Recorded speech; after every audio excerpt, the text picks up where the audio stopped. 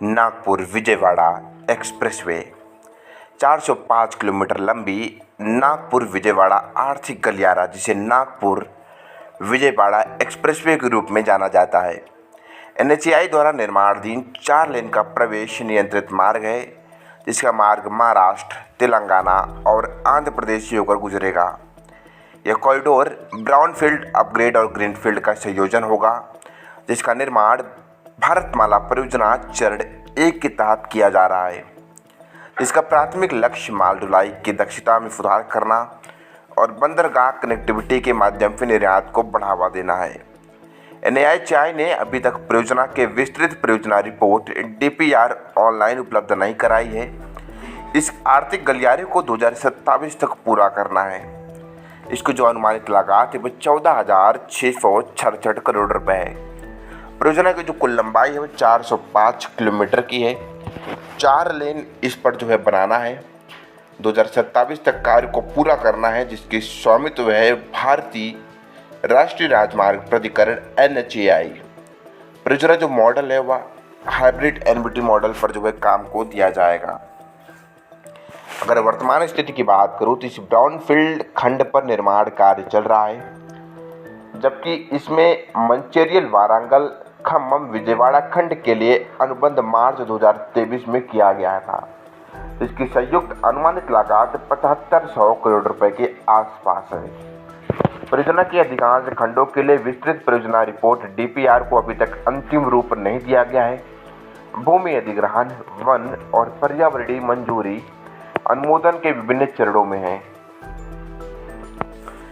बता दूं कि इसमें से जो पहला खंड है 32.985 किलोमीटर का, जो कि बामनी महाराष्ट्र से गोया गांव, जो कि महाराष्ट्र TCS खंड पर स्थित है, जो कि बामनी से गोया गांव तक जो कंपनी है वह GR इंफ्रा प्रोजेक्ट है, जो कि मई 2022 में सम्मानित भी की गई थी।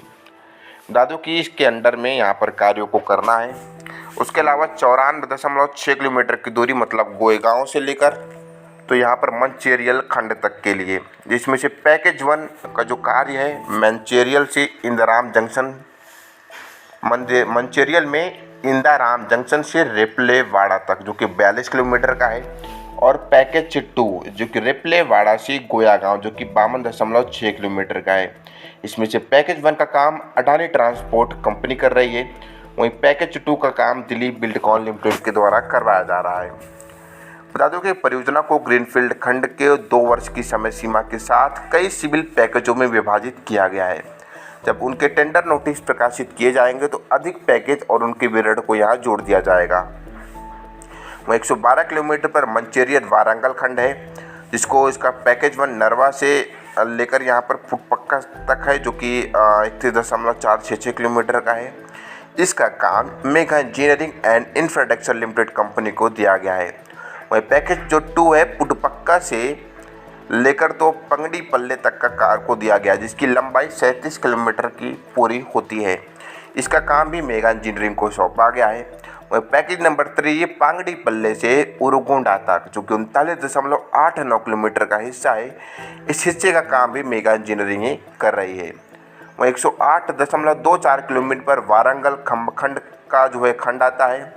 इसमें से पैकेज नंबर जो 1 है, जिसमें हनमकोंडा जिले से उरगोंडा गांव तक, जिसका काम भी मेगा इंजीनियरिंग के द्वारा करवाया जा रहा है।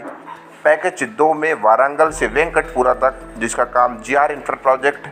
पैकेज नंबर 3 धला सिक्सा गांव से यहाँ पर जो काम बचा हुआ है, जिसका काम VDV प्रोजेक्ट कंपनी द्वारा करवाया जा रहा है। वहीं 89.429 किलोमीटर पर जो कि खम्मम विजयवाड़ा खंड आता है, जिसमें से पैकेज 1 का काम Dinesh Chandra R Agarwal इंफ्रागन private limited कर रही है। पैकेज 2 मेगा इंजीनियरिंग और पैकेज 3 में मेगा इंजीनियरिंग के द्वारा कार्य को किया जा रहा है।